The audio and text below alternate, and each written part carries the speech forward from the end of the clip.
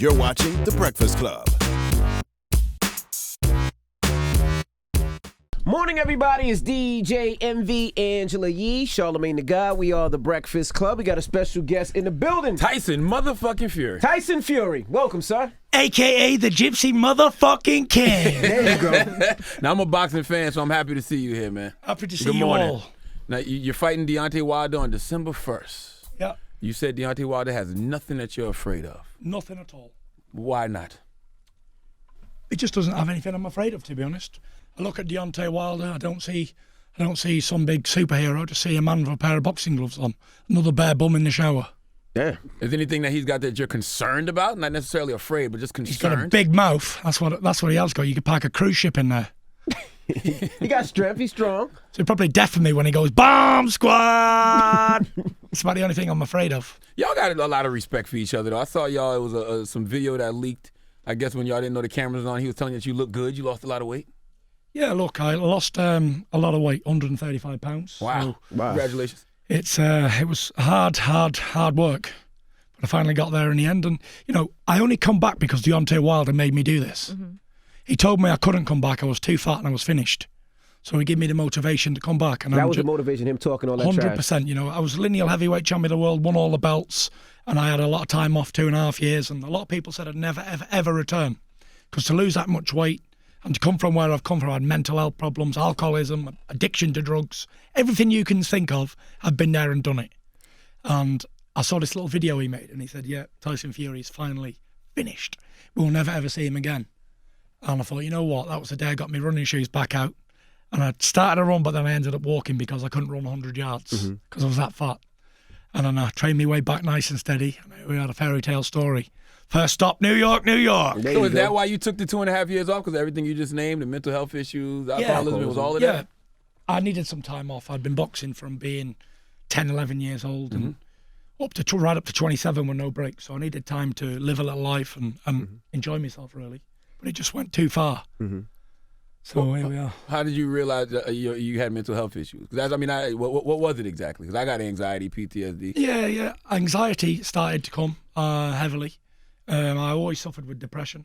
When I was on top of the world, it became more and more and more depressed until it was like suicidal thoughts and But stuff why? like that. People would I assume don't that you know. had the money, you Tired had of the being tall? belts, you had I everything. had everything. I had money, fame, glory, good looks. I had it all. Everything that a man would ever want. Good looks I is had it. subjective, Good sir. looks, Oh, yeah, I don't know okay, about that's that. I don't know looks about part. that. But still, I had everything, but yet it didn't mean nothing. I wanted to die on a daily basis. So material goods are only good for when things are going right in your life. When everything's rolling good and everything's happy, then material goods are okay. But you can have everything in the world and feel like shit on a daily basis because no one can see inside the mind. That's the That's misconception incredible. that people have, is that they think just because from the outside looking in, things are going so well, they have no idea. And you had no idea what was causing those thoughts. But people always assume, well, you have everything going for you. Why could you feel this way? And it makes you feel even worse. 100%. 100%. I wouldn't wish it on my worst enemy. Mental health has got to be the biggest battle I've ever fought with. So what More had you than then? any What- opponent What could had you ever ring. depressed? What had you depressed then? I don't know. I really don't know what had me depressed, but I knew I was just spiraling out of control. And the only thing I could think of to make it better, go away for a bit, was getting drunk. Wow. And that just led to problems after problems after problems. So the answer to that question is nothing can make it go away except medical advice and seeking medical help. Did you do that? Did you go to a therapist? Yeah, I did. Okay. I went and seen a therapist and I always sorted things out and got my life back on track. How long did it take you to lose all that weight? Took me around To the about mic, to the mic so they can hear you. took me around about 6 months. We worked very hard, trained 3 times a day, was on a strict diet, and No sex. plenty of sex. Plenty of sex. That's But good what I used cardio. to do the cardio with sweatsuits on, so used to get very messy in there, Ah, very okay. messy. You said at one point your wife was like she had to move out because things were pretty tough for you guys. I'm sure her having to deal 100%. with that. Can you imagine being married to Jack the Lad, the heavyweight champion of the world, the talker, the person everybody's like talking about and all that sort of stuff, and then it all goes wrong, like he hits the drink, he's out every night till 5 a.m, sometimes didn't come home for 3 days. I'd go to the shop and end up in New York from Morecambe. I could be anywhere, like it was crazy, it was way out of control. Something needed to happen and it did. She stuck, Were you violent? No, I'm not a violent person. Okay. Only Except in the ring. I was going to say. Yes. Only in the ring, I'm very violent. And she stuck with you through the whole time? 100%. She's still there. We're expecting our 5th child, so yeah. Congratulations, Congrats, man. You definitely was fucking. 100%. It was all in sweat sessions. You know what's interesting about the mental health thing? And if you didn't get your mental health right, you could have never got your physical health right. 100%. People don't really understand about mental health problems unless you've been through it. Look, like this lady just said, looking from the outside in, people say, what's up with that idiot? He's got everything going for him and he's still not happy. So nothing's going to make him happy. But do you know what? If I knew what it was, then I'd have fixed it straight away. But you just don't know what causes these things. And it's funny that you mentioned anxiety because it was the first time I'd ever experienced it. Well, on a high level. I'd had it like growing up all my life, bits of anxiety. I never knew what it was until it was researched and they told me that you're suffering from anxiety. I thought I was dying. I thought I was having a heart attack. Yeah, I rushed myself into A&E thinking, I said, look, I think I've been drugged. Someone's trying to kill me, blah, blah, blah, blah, blah. Test me. I said, I want a blood test right now. I'm having a heart attack. I think I've had a stroke. All down one side went proper numb. The man said, you've had a severe anxiety attack. Panic attack, yeah. 100%. I thought I was dying. I thought I was never going to get out of the hospital. Just crazy. Do you know what caused your first one, or you just... No idea. I was driving home. home. Where you was at? Yeah, I was driving home. Everything was going right. My wife said the tea's out, so I was going back home for me tea, and it come on me in the car while I was driving. So Bang. the tea was out. Tea. Sipping tea, okay. Yeah, not sipping tea, eating tea, dinner. Oh, Yeah, dinner, yeah. okay. Yeah, and I was on my way home, and it come on me. And I pulled over straight away, and I called my friend and said, where are you? I think I'm dying. I've had a heart attack. So he's just trying to find me, and I was running down the road and things. I was just gone completely, out of control. Because you think that same thing happened to me when I had a panic attack. You think you're having a heart attack, so you try to run from it. I don't know why our reaction is to run. I don't know exactly. I found myself running down the sidewalk. I was like, people beeping the horns, and I'm like, he's going to run me over and things. Just totally crazy. And when I finally realised what it was, I look back at it now, and if I ever go into anxiety again, I know how to handle it. Yeah. Where before it was a first-time experience of a panic attack, I didn't know what was going on. I was calling out to God to forgive me for my sins because I was 100% certain I was going to hit the floor and die. The only thing I could think about was my kids having no father growing up. And that was it. Nothing else really mattered. And that gives you more anxiety. Yeah. Thinking about not being there for your kids. 100%. I think them final moments of life, nothing else matters apart from the most important things. Now, you once said you didn't feel accepted in Great Britain. Has that changed for you, being that you have gotten a grasp on your mental health now? Yes, it has. It has changed, you know. It's everybody loves a comeback story, don't they? Everybody loves a great comeback. And I think this is going to be the biggest comeback in recent times in heavyweight history. You know, we did have Muhammad Ali do this years ago against George Foreman. But if I can go and beat Deontay Wilder on the first, this will be one of the epic comebacks. And you think you're prepared? You think you're prepared? 100%. He better be. 100%. So let me ask you this. Do you feel like, well, I know you feel like people are in your corner now, but what made you decide that you had to be honest? Because I know it's hard to be honest about everything that's going on in your life behind the scenes that people may not know. So when did you realize this was something that you had to come out and express and do interviews and talk about? It came to me one night. In the UK, this is like not really spoke about in high profile athletes and things. So I thought I've got a great platform here to spread awareness for mental health, especially in sports. And if the heavyweight champion of the world can suffer with these problems, and it's okay for him to come out and talk about it, then that should encourage others to come out and talk about it. Because as big as and as tough and as supposed to great fighter I am, it can bring anybody down. Nobody is unstoppable from mental health problems. You think any CTE came into play? You think? What's that? CTE. What is it? You're It's hitting the the head thing too getting much. hit in the head that the football players suffer from. No. I don't get hit in the head. Look at this pretty face. I've had 30 professional fights. Still very good looking. So all of that wild stuff that you used to say about, like, you know, the rants about rape and bestiality and Jewish people, was that because of the mental illness or what? It could have been, but we're not. We don't want to talk about all that sort of stuff. The past is in the past. You know what happened yesterday is history. I look forward to the future on a daily basis. I live for today, and I don't care what happened yesterday. I think I was saying this yesterday to ESPN guys. Like, I live in the moment because that's the only thing we have in our lives are moments in time. And as soon as I've gone out that door, we can never reverse back and play it again because it's real life. It's not a dress rehearsal. So I don't really care what happens 5 minutes ago. I'm just going to keep going today and living today and enjoying myself because I know what God gives, God can take away in the flash of a second. It can all be turned upside down. And I've experienced it. But I believe it was a massive test because sometimes in life when everything's going great for you and you don't know good from bad, you need to experience a little rain sometimes so you can enjoy the sunshine again. And now I'm happy for the small things in life. Just being here, talking in a mental, healthy state, basically. Right. I love that you're talking about mental health. I got a new book coming out, and it's all about mental health issues. Good stuff. That's all it is. You have to get me a copy. I got you. 100%. Now, how long are you gonna take to win? Because I'm assuming you're gonna win. You're gonna think you're gonna win. You're going the distance. What round? What's it gonna look like? If you had to. Or you don't like to do predictions. Or you have to predict. I do predict quite a lot, and I always get it right too. Uh-oh. This fight can go two ways. I can either knock him out in the first round, or win on points over 12. Or maybe I could late stoppage. Could be a late stoppage. But we'll see. I'm going to go for a first round knockout You leaning towards first round knockout? First round knockout or a unanimous decision on points. How long has Tyson Fury been here? How long is it? About 12 minutes. Been in 12 minutes. I like you a lot, especially everything that you stand up for with mental health. But you're not beating Deontay Wilder. That I was going to ask Charlamagne. Charlamagne's a huge happening. boxing Well, fan. Charlamagne, what do you think, Charlamagne? 100%. Deontay Wilder's the bomb. How do you call it, Charlamagne? I actually think it's going. I think it's going to be like 5-6 rounds. And then And what's he going to do? Huh? How is he going to win?